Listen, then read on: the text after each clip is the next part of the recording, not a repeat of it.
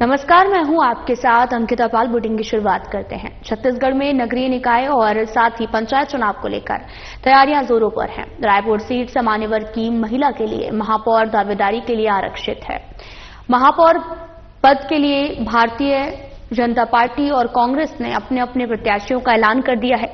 इससे पहले देर शाम राजधानी रायपुर राजीव भवन में बैठक के दौरान प्रत्याशियों के बीच हंगामा देखने को मिला, जिस पर उप मुख्यमंत्री अरुण साव का बयान सामने आया है। उन्होंने कहा कि आज कांग्रेस पार्टी की जो हालत है किसी से छुपी नहीं है। जनता भी जान चुकी है कि कौन विकास के काम करता है और हमारी महापौर प्रत्याशी मीनल चौबे सालों से राजनीति में सक्रिय हैं और जनता की सेवा भी कर रही हैं। निश्चित रूप से भारतीय जनता पार्टी की जीत होगी। कल जिस प्रकार का मंजर प्रदेश कांग्रेस कार्यालय में पूरे प्रदेश ने देखा कि किस तरह से गाली गलौज हुई है, किस प्रकार से कार्यकर्ताओं में आक्रोश दिखा है, वो ये बताता है कि कांग्रेस में किस प्रकार से झगड़े हैं। रायपुर की जनता को जिस प्रकार से कांग्रेस पार्टी ने छलने का काम किया है और वहीं दूसरी ओर भारतीय जनता पार्टी ने लगातार रायपुर की जनता की आवाज बनकर लड़ती रही, रायपुर के हितों के लिए लड़ती रही।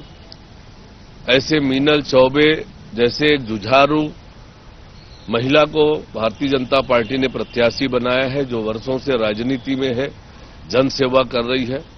तो रायपुर की जनता निश्चित रूप से कांग्रेस पार्टी को इसके लिए सबक सिखाएगी और पूरे प्रदेश में जो प्रतिक्रिया कांग्रेस की टिकट को लेकर आई है वो बताता है कि किस प्रकार से कांग्रेस में टिकट का वितरण हुआ है।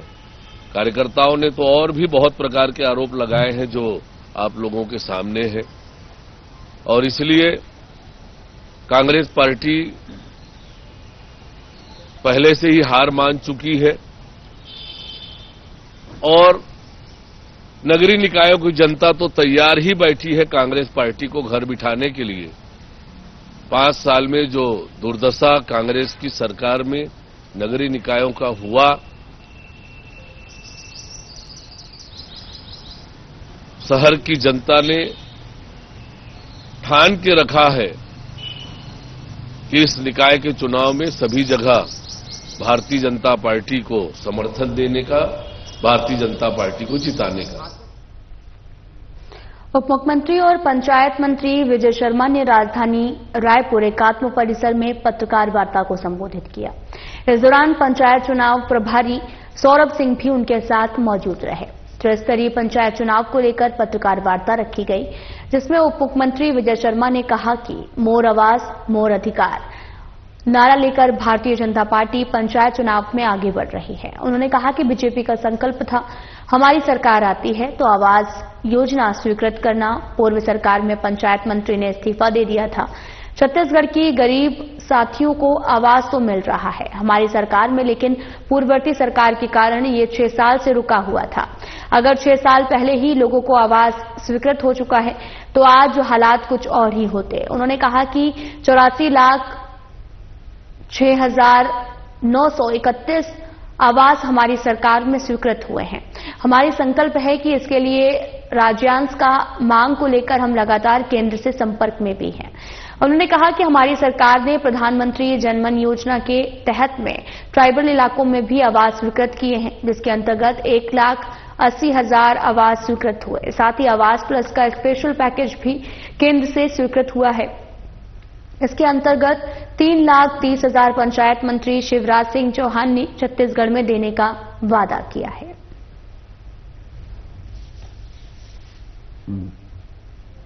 हम लोगों ने काम शुरू किया, आप सभी साक्षी हैं। आप सभी ने अपने कलमों से, अपने पत्रकारिता के माध्यम से जनता की आवाज को भी उठाया था, बुलंद किया। प्रधानमंत्री आवास के संदर्भ में जो कुछ हुआ था पिछली सरकार में, आपको अच्छे से ध्यान है मैं कहूं तो प्रमाणित होता है, ऐसा नहीं है। विगत सरकार के पंचायत मंत्री जिन्होंने स्वयं ये कहकर इस्तीफा दिया था कि मैंने बार बार कहा मुख्यमंत्री जी से कि गरीबों के आवास का राज्यांश आप जारी कर दें, आप जारी नहीं कर रहे हैं, इसलिए मैं इस विभाग को छोड़ता हूं, ऐसा टीएस सिंहदेव ने कहकर के तत्कालीन पंचायत मंत्री जी ने अपने पंचायत विभाग को छोड़ा था, हमको ध्यान है। और भारतीय जनता पार्टी का वो संकल्प भी आपको ध्यान होगा जिसके अंतर्गत पहले 8000 से अधिक ग्राम पंचायतों तक प्रभारी तय किए गए और ग्राम पंचायतों में जाकर के हमने जनता को जोड़ करके आवास के संदर्भ में उनकी बातें सुनी। उसके उपरांत विधायकों के घेराव किए गए, फिर भी सरकार न मानी तो विधानसभा कार्यालय का, विधानसभा भवन का घेराव रिंग रोड पर बैठकर किया गया। रायपुर की परंपराओं से पृथक थी वो बात, क्योंकि उससे पहले जितनी भी बार घेराव विधानसभा का किया जाता था वो पुराने बस स्टैंड से लेकर के एक आधा किलोमीटर जाकर के और विधानसभा के भवन से 8 किलोमीटर दूर ही सब कुछ समाप्त हो जाया करता था। उस आंदोलन में विधानसभा भवन के सामने हम लोग बैठे और बैठ करके उस बात का प्रदर्शन किए थे, सरकार से मांग किए थे कि गरीबों का आवास आप दे दीजिए, परंतु सरकार ने कुछ नहीं किया था उस समय। और तब आपको ध्यान है कि हितग्राहियों का चरण पखारकर भारतीय जनता पार्टी ने संकल्प लिया था कि अगर भाजपा की सरकार बनती है तो बनने वाली सरकार की कैबिनेट की पहली बैठक होगी और पहली बैठक का पहला प्रस्ताव होगा कि 18 लाख लोगों को गरीबों का आवास दिया जाएगा। जनता के सहयोग से, आप सबके सहयोग से भाजपा की सरकार बनती है। माननीय विष्णुदेव साय जी की कैबिनेट की पहली बैठक में पहला प्रस्ताव आज भी दस्तावेजी प्रमाण है इस बात के कि उन्होंने ये कहा कि 18 लाख आवास को हम स्वीकृति प्रदान करते हैं। और उसके बाद केंद्र की में मोदी जी की सरकार बनती है। आपको ध्यान है मोदी जी ने 2 करोड़ ग्रामीण आवास और 1 करोड़ शहरी आवास का संकल्प पारित किया और उसमें से 32,50,000 ग्रामीण आवास सर्वप्रथम आवंटित किए गए। मैं आपको बड़ी प्रसन्नता के साथ बताना चाहता हूं, वैसे आपके ध्यान में ये विषय पहले भी है लेकिन आज फिर से एक साथ मिले हैं, इस विषय पर चर्चा है, तो आपसे कह रहा हूं कि 32,50,000 जो ग्रामीण आवास थे उसमें 8,46,931 आवास ये छत्तीसगढ़ को दिए गए। देश के 17 राज्यों को आवास मिला, उसमें प्रधानमंत्री आवास मिला। सारे राज्यों में 17 में से 16 राज्यों को 2011 की सर्वे सूची से आवास देने की जरूरत नहीं पड़ी। मैं आपसे कह रहा हूं कि देश में 17 राज्यों को आवास दिया गया, उसमें से 16 राज्यों को 2011 की सर्वे सूची के आधार पर आवास देने की जरूरत नहीं पड़ी, क्योंकि उन प्रदेशों ने 2011 की सर्वे सूची का काम पूर्ण कर लिया था। और छत्तीसगढ़ में 6,31,999 आवास, छत्तीसगढ़ में 6,31,999 आवास ऐसे थे जो उस समय उसको बनाया जाना था। हमको 6,99,331 आवास बनाया जाना था। तो सर्वप्रथम हमको वो पूरे 2011 की सर्वे सूची के पूरे आवास मिले और फिर आवास प्लस एक और सूची है जिस पर काम करना था छत्तीसगढ़ को। दूसरे राज्य उस पर पहले ही काम शुरू कर चुके थे और छत्तीसगढ़ में अभी जाकर काम शुरू हुआ तो 1,47,600 आवास प्लस के भी हमारे स्वीकृत हुए। अब ये प्रसन्नता का विषय है कि हमारे प्रदेश के गरीब साथियों को आवास मिल रहा है, परंतु चिंता और दुख का विषय ये है कि किसी सरकार की जिद के कारण अगर इतने लोगों को प्रधानमंत्री आवास 6 साल पहले मिल जाता तो और कितना अच्छा होता। वो विगत सरकार की जिद के कारण ही वो आवास लोगों को नहीं मिल पाया। 17 राज्यों में से 16 राज्यों को आवास 2011 की सर्वे सूची के आधार पर देने की जरूरत नहीं पड़ी। सिर्फ छत्तीसगढ़ को 2011 की सर्वे सूची के आधार पर 6,99,331 आवास देने पड़े और इस तरीके से ये 8,47,000 मतलब 8,46,931 आवास छत्तीसगढ़ को प्राप्त हुए, जो पूरे देश के समस्त ग्रामीण आवासों का 26% अकेला छत्तीसगढ़ था। और छत्तीसगढ़ ने यह संकल्प दोहराया वहां जाकर के। माननीय मुख्यमंत्री जी भी गए, मैं भी गया, कई बार गया मैं तो, और जाकर के केंद्रीय मंत्री जी के सामने, केंद्रीय नेतृत्व के सामने स्पष्ट किया हमने, हमारा संकल्प है, हमने इसके लिए राज्यांश का प्रावधान कर रखा है अपने बजट में और यह हमको दिया जाए। तब 26% पूरे देश का सिर्फ छत्तीसगढ़ को मिला। छत्तीसगढ़ में नगरीय निकाय और पंचायत चुनाव को लेकर तैयारियां जोरों पर हैं। बीजेपी और कांग्रेस ने अपने अपने महापौर प्रत्याशियों की घोषणा कर दी है। साथ ही रायपुर महापौर प्रत्याशी के लिए सामान्य वर्ग की महिला आरक्षित है और इसके लिए भी बीजेपी से मीनल चौबे प्रत्याशी बनाई गई है। उनके सामने कांग्रेस ने दीप्ति दुबे को मैदान में उतारा। मीनल चौबे से खास बातचीत की हमारे संवाददाता छाया जायसवाल ने। पंचायत चुनाव की तैयारियां जोरों पर है। भाजपा प्रत्याशी और कांग्रेस के प्रत्याशियों की घोषणा भी हो चुकी है। महापौर प्रत्याशी मीनल चौबे हमारे साथ मौजूद है, उनसे सीधे चर्चा करेंगे।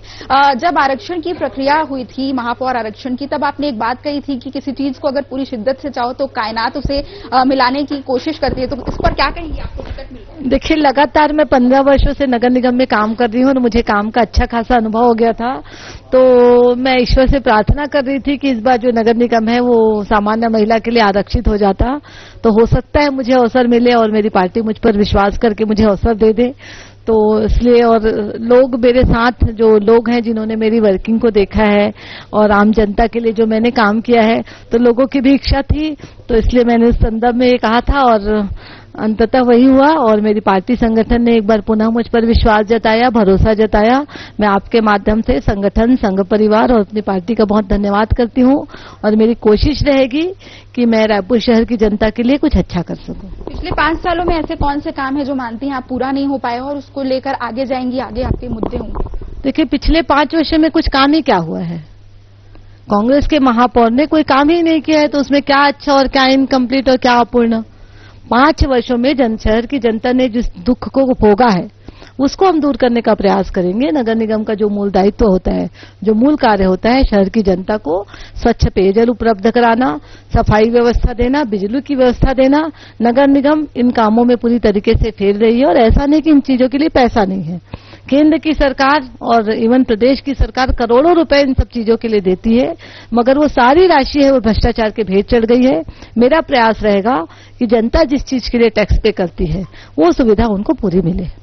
कांग्रेस ने आपके सामने दीप्ति दुबे को प्रत्याशी बनाया है। जीत के लिए आप कितनी आश्वस्त हैं? मैं 200% आश्वस्त हूँ। मैं जीतूंगी और हम जीतेंगे, हमारी पार्टी जीतेगी, कमल का फूल जीतेगा। कांग्रेस मेरे सामने में कोई चुनौती नहीं है।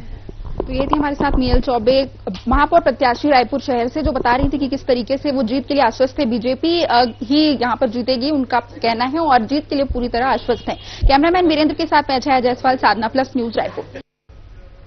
महासमुंद जिले के बसना विधानसभा से प्रयागराज महाकुंभ, श्री राम जन्मभूमि अयोध्या दर्शन और वाराणसी गंगा मैया दर्शन के लिए बस सेवा प्रारंभ की गई है। नायब तहसीलदार ललित सिंह ने बस को हरी झंडी दिखाकर रवाना किया और साथ ही प्रथम चरण में 3 बसें रवाना की गई, जिसमें से 160 दर्शनार्थियों को नायब तहसीलदार ललित सिंह ने रवाना किया। बसना विधानसभा स्थित प्राचीन कबीर कुटी तरेकेला के महंत लखन मुनि ने के मार्गदर्शन में सभी प्रयागराज महाकुंभ, श्री राम जन्मभूमि अयोध्या दर्शन और उसके बाद में वाराणसी में गंगा मैया के दर्शन करेंगे। लोग प्रयागराज दर्शन, बनारस दर्शन और अयोध्या दर्शन के लिए यहाँ प्राचीन कबीर कुटी तरेकेला से प्रस्थान कर रहे हैं, बनारस, अयोध्या और प्रयागराज। लोग हैं जिसमें 160 लोग अभी यहाँ तरेकेला से प्रस्थान कर रहे हैं, जिनका महाकुंभ में मौनी अमावस्या के दिन शाही स्नान होगा। कितने दिन की यात्रा? ये यात्रा 7 दिन की होगी, जिसमें हमारे जो बसना विधानसभा के लोग सभी इसमें शामिल हुए। ये प्रथम चरण है? हाँ, प्रथम चरण है। हमारा द्वितीय चरण 6 फरवरी के तरेकेला से ही फिर प्रस्थान करेगी। बहुत ही उल्लास और आनंद का विषय है कि हमारे मुनि श्रेष्ठ लखन मुनि जी साहेब का इतना सुंदर प्रयास हुआ है हमारे पूरे अंचल के लिए कि उन्होंने इस संयोजन से इतने 3 बस भर करके श्रद्धालुओं को प्रयागराज दर्शन के लिए भेज रहे हैं। इसके पहले भी अयोध्या में जब भगवान का प्राण प्रतिष्ठा हुआ था तब भी हम लोग आए थे, डॉक्टर साहब हमारे साथ थे, सभी लोग हमारे साथ थे। सब लोग यहाँ पर बस से उनको हरी झंडी दिखाकर रवाना किए थे। ये बहुत सौभाग्य और उल्लास की बात है। हम लोग यहाँ पर श्रद्धालुओं को देख रहे हैं कि सीट में बैठने के लिए और वहां जाने के लिए उनको लग रहा है कि हम कैसे पहुंच जाएं और कैसे गंगा मैया में स्नान करें, अपने पूर्वजों का, अपना सबका कल्याण हो।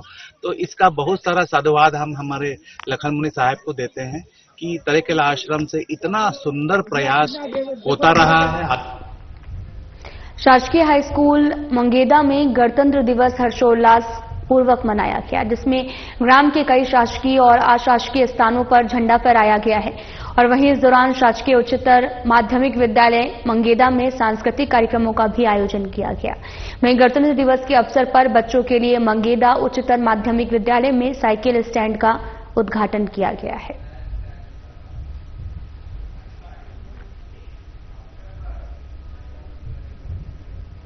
धमतरी के एकलव्य खेल मैदान के आयोजित 76वें गणतंत्र दिवस समारोह में रायपुर सांसद ब्रजमोहन अग्रवाल ने झंडा वंदन कर राष्ट्र के प्रति सम्मान प्रकट किया है और शानदार मार्च पास्ट को सलामी ली और उन्होंने प्रदेशवासियों को गणतंत्र दिवस की बधाई और शुभकामनाएं दी। इस अवसर पर शहीदों के परिजनों और वरिष्ठजनों और समाज के कई क्षेत्रों में उत्कृष्ट योगदान देने वाली प्रतिभाओं को भी सम्मानित किया है।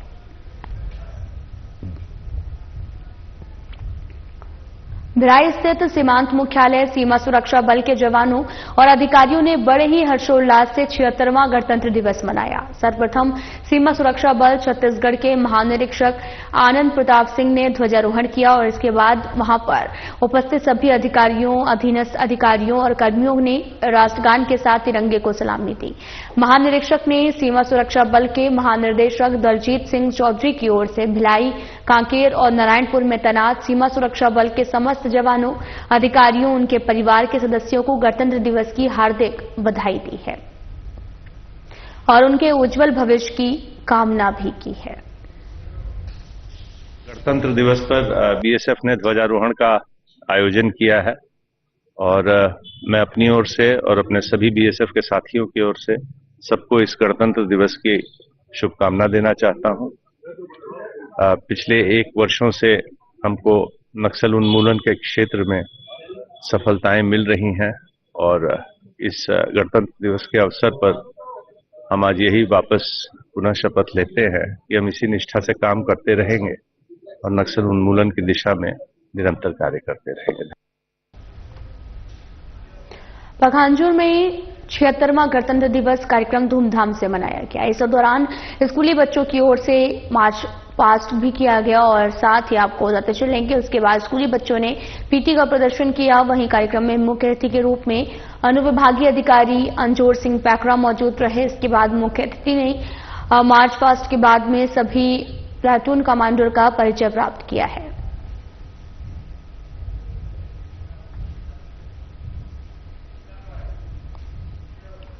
रायपुर जिले में 25 जनवरी को आपको बताते चले कि राष्ट्रीय मतदाता दिवस के अवसर पर कार्यक्रम का आयोजन किया गया, जिसमें मुख्य निर्वाचन पदाधिकारी रीना बाबा साहब कांगाले ने भी निर्वाचन कार्य में उत्कृष्ट कार्य करने वाले अधिकारियों और कर्मचारियों को सम्मानित किया गया। साथ ही मतदाताओं को मतदान के लिए शपथ दिलाई गई। इस कार्यक्रम में निर्वाचन गीतकार व्याख्याता मीनाक्षी केशरवानी द्वारा निर्वाचन गीत का विमोचन किया गया। साथ ही उन्हें सम्मानित भी किया गया। इसके अलावा नए मतदाताओं को एपिक कार्ड प्रदान किए गए हैं।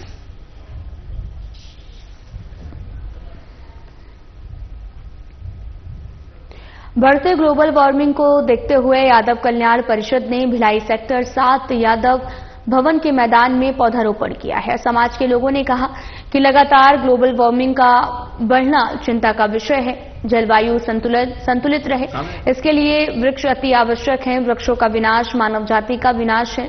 भविष्य में अगर पर्यावरण संरक्षण को लेकर कार्य नहीं किया गया तो आने वाला कल चिंताजनक होगा। यादव समाज ने एकजुट होकर संकल्प लिया कि जिस पौधे को आज रोपण किया है उसकी देखभाल कर बड़ा करेंगे। इस मौके पर समाज के सैकड़ों लोग भी उपस्थित रहे हैं।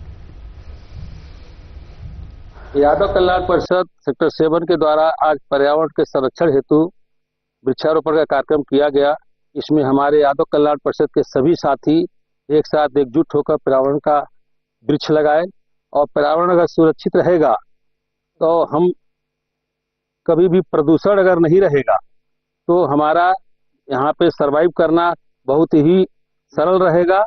और मैं कसम खाता हूँ, समाज के साथ कसम खाता हूँ, इस जो हम वृक्ष लगाए हैं उसकी सुरक्षा भी करेंगे। संकल्प ये है कि जितने भी वृक्ष लगाए हैं उसका संरक्षण करेंगे और पर्यावरण को सुरक्षित रखेंगे। कौन कौन शामिल हुए?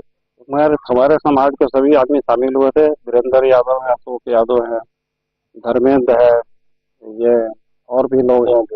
कितना आवश्यक मानते पेड़ लगाना? पेड़ लगाना अति आवश्यक है, क्योंकि पर्यावरण के संरक्षण के लिए पेड़ बहुत जरूरी है। उसको ध्यान में रखते हमारे समाज के द्वारा संकल्प लिया गया था, जो पेड़ लगाया गया है उसका संरक्षण भी किया जाएगा। प्रजापिता ब्रह्म कुमारी ईश्वरी विश्वविद्यालय धमतरी के तत्वाधान में शहरवासियों के लिए 5 दिवसीय वहा जिंदगी वहा शिविर का आयोजन किया गया।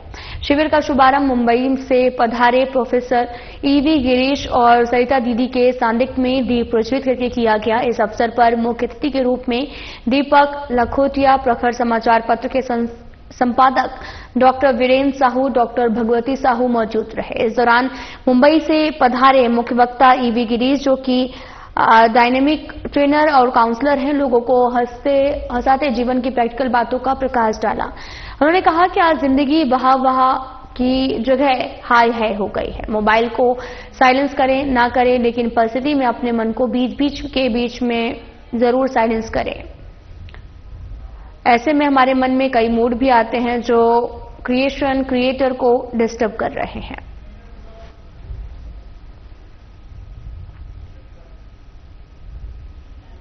रायपुर के गुड़ियारी पुलिस टीम ने मुखबिर की सूचना पर शराब तस्कर को गिरफ्तार किया है। मुखबिर को बताए स्थान पर दबिश देने पर एक व्यक्ति मिला, जो कि प्लास्टिक की बोरी में शराब रखा था, जिसे पुलिस ने धर दबोचा है। आरोपी के कब्जे से 47 पौवे देशी शराब बरामद की गई, जिसकी कीमत जो है वो 4,230 रुपए है।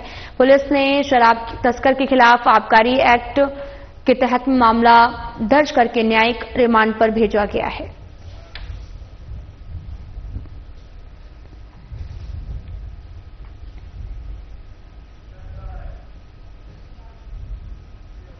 वहीं हसौद से भी पुलिस ने मुखबिर सूचना पर शराब तस्कर को गिरफ्तार किया, जिसके कब्जे से कुल आपको बता चले कि 35 पौवा देशी शराब बरामद हुआ है, जिसकी कीमत 3,850 रुपए है। पुलिस ने शराब तस्कर को के खिलाफ जो है वो आबकारी एक्ट के तहत मामला दर्ज कर न्यायिक हिरासत में लेकर न्यायालय भेजा है। आपको बताते चले कि शराब के साथ तस्कर को गिरफ्तार किया गया है। 35 पौवा देशी शराब को बरामद भी किया गया है। पूरा मामला थाना मंदिर हसौद का बताया जा रहा है, जहां पर मुखबिर की सूचना पर शराब तस्कर को गिरफ्तार किया गया, जिसके कब्जे से कुल 35 पौवा देशी शराब को बरामद किया गया है। आपको बताते चले कि 3,850 रुपए इसकी कीमत बताई जा रही है।